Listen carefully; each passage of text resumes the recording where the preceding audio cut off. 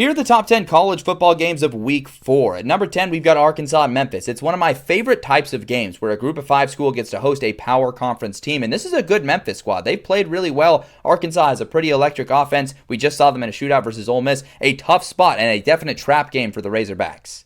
South Carolina has to travel on the road to play Missouri, and they've got a lot to figure out, especially if Lenora Sellers is not healthy for this game. A golden opportunity lies ahead for the Tigers to continue their undefeated start of the season. Arizona State at Baylor is flying under the radar, mainly because both these teams took a non-conference loss to an SEC opponent. They're kind of off the national radar, but both still very much alive in the Big 12 title race. A huge matchup early for both of them. I know I gave Game Day a lot of crap for going to this game. It's not the worst game in the world. 2 big brands, a rivalry game. Miami's a top 10 team and still undefeated. And Florida isn't terrible. It's not like their season is completely over. They could turn it around. They're a talented enough squad. Obviously, they got to fix a lot of things. I'm interested to see what happens in this one.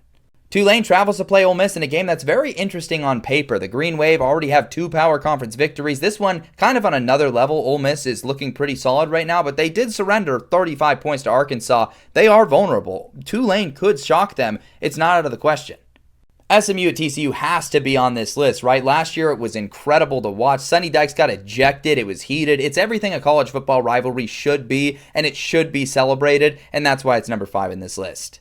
Illinois at Indiana has somehow slipped under the radar. It's a top 25 battle between a couple of teams that have just been in that second tier in the Big Ten, hoping to be the Indiana of this year and break through to the CFP. And this is a critical swing game. It could be the difference between who of these two makes the playoffs.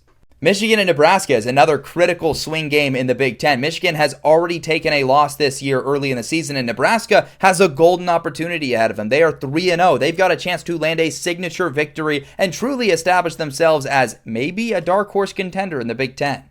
Auburn at Oklahoma, though, is a vibe for a number of reasons. Both teams undefeated, ranked, optimistic, and it's the Jackson Arnold Bowl. Him traveling to play his former team on the road. John Mateer, super electric to watch. I expect a super exciting, fun game. I cannot wait to see this one.